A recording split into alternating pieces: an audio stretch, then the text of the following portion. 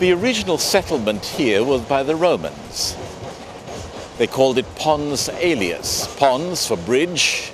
There was a wooden bridge over the River Tyne, and Aelius after the Roman Emperor Hadrian, whose surname was Aelius. Hence, in Jerusalem, it was called Aelia Capitolina, after it was destroyed by the Romans under Hadrian. This area of rough stone, I don't know whether you can make it out in the picture here, marks the outline of the Roman headquarters building. So I'm standing inside the headquarters of the Roman camp, and just in front of me are the walls that were built for the Roman camp. And probably it's erected like this and marked out with battlements because this was the easternmost end, almost easternmost end, of the Great Wall that was built across Britain by Hadrian. Hadrian's Wall. This line of red concrete marks the south face of Hadrian's Wall, where it runs through the middle of Newcastle-upon-Tyne. Originally it would have carried on into the distance. It stopped here at Newcastle, or rather started here at Newcastle, whichever way you want to put it. But later on, after the wall had been completed, it was extended down to the suburb now of Newcastle called Wallsend. In all, it ran for 80 Roman miles, from Wallsend here, right through to the other end of England, at the Solway Firth.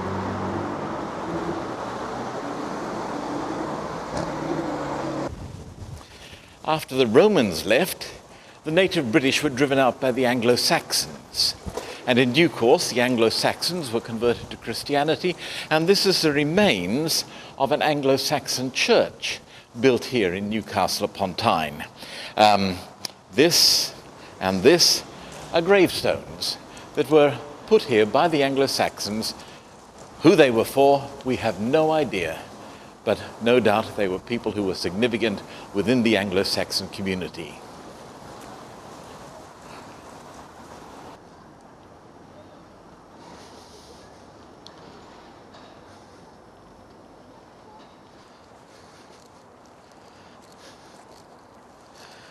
But then in 1080, just 14 years after the Norman conquest, in the Battle of Hastings in 1066, the Normans started to build a castle here. And you can see how strong and powerful the keep was, modelled no doubt on the Tower of London or the tower at Rochester Castle. They needed it because William's harrying of the north had won him many friends up here in the north of Britain. And he sent his son, William Curthose, or Short Trousers, Short Hose, to come here and build this castle. Work began, and it took a couple of years to build the castle at a cost of over £1,000. One doesn't like to think of what that would be in money these days, probably several millions, but it was certainly a very powerful castle.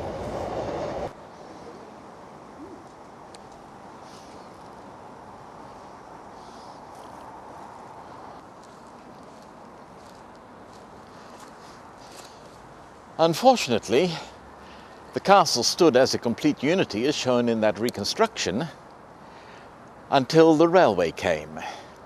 And then some unthinking, soulless clod built this enormous viaduct, cutting off the keep of the castle from the main entrance, which is known as the Black Gate, and completely ruining the look of the castle. But I suppose back in the railway age, Norman castles didn't count for very much.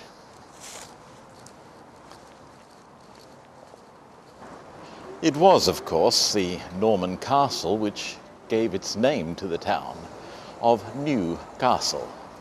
And this was the entrance, the medieval entrance to the castle, known today as the Black Gate. For some time it served as a prison, and then as a private dwelling place, and finally as a quarry for the buildings of the town.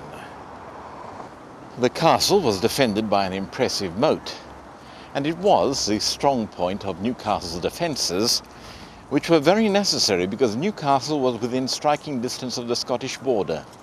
And right down through the medieval period, Scottish raids and Scottish raiders were a constant annoyance. The upper part of the gate, built in brick, dates back only to the 1800s, when the accommodation in the tower and the gateway was extended to meet the then current needs. And beyond you can see the lantern of St. Nicholas Cathedral. It was a lantern because lights were hung in it at night to guide ships coming up the Tyne and save them from shipwreck. This magnificent half-timbered building is known as Betsy Surtees' house, and the reason for that name is to be found in the inscription that is over the lower right-hand window. From the above window on November 18, 1772, Betsy Surtees descended and eloped with John Scott, later created Earl of Eldon and Lord Chancellor of England. So we have quite a little romantic story connected with that window. I imagine her parents were not best pleased, though perhaps her later advancement and enrichment made up for it.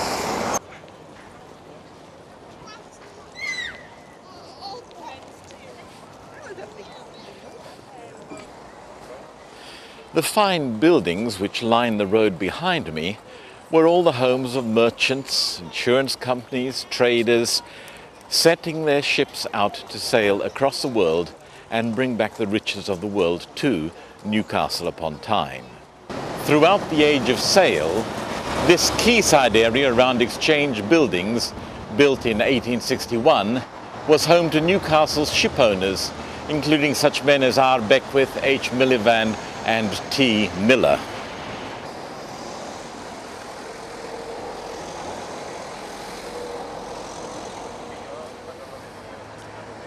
This building was the Custom House.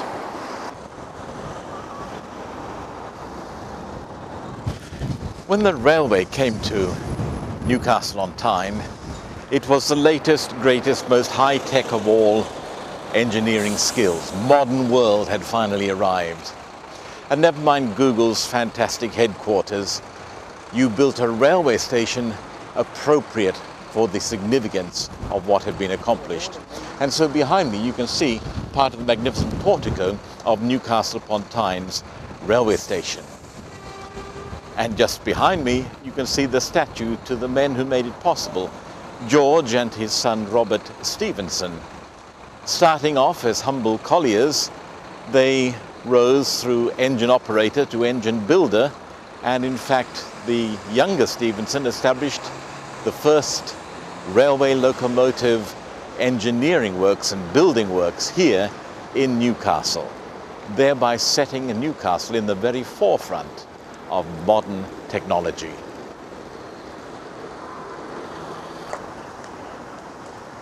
The Literary and Philosophical Society of Newcastle was established in this building, and its first president was Robert Stephenson, the engineer and railway builder. And as the plaque beside the door reminds us, it was here that the world's first incandescent electric light bulb was demonstrated by local inventor Swan. And a nearby street was the first to be lit with electric light. While Edison was working on his 99% perspiration, Swan had functioning light bulbs lighting up Newcastle city centre. Sir Joseph Wilson Swan, chemist, physicist and inventor of the incandescent light bulb, which he first demonstrated at a public lecture here on February 3, 1879. Nearby Mosley Street was the first street in the world to be lit by such electric light bulbs. Newcastle is a city of bridges, bridges across the Tyne.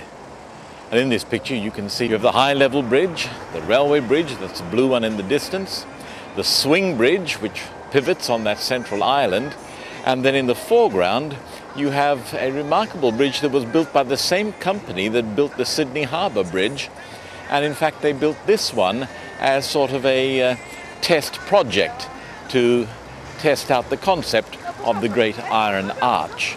And then if we swing around downstream, past the remarkable concert hall, which crowns the south bank of the River Tyne, we come to an award-winning bridge, which is semicircular in shape.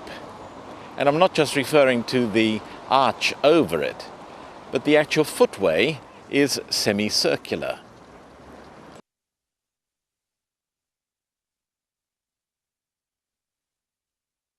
Known locally as the Blinking Eye Bridge, this bridge tilts rather than lifts. Hydraulic rams on either side cause the entire structure to tilt, so while the footway goes up, which as you can see is curved behind me, the supports go down. It goes up to a total of 40 degrees, and that allows ships up to 25 meters, what's that, 75 feet in height, to pass underneath the bridge.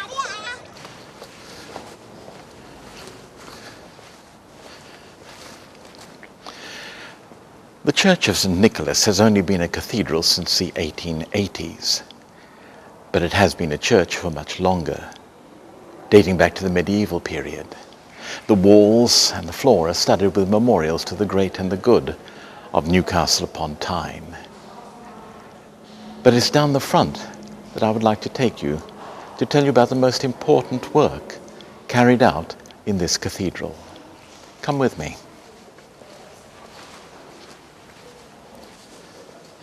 Ever since the Christian church was established here in this part of northern England, the church in Newcastle has been saving souls.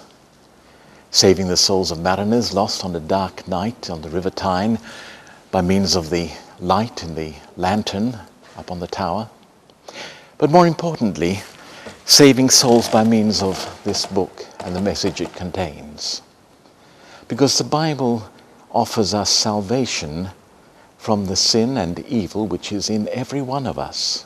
We may have it under control, we may live respectable lives, but deep inside every one of us would like to murder that slow driver in front of us.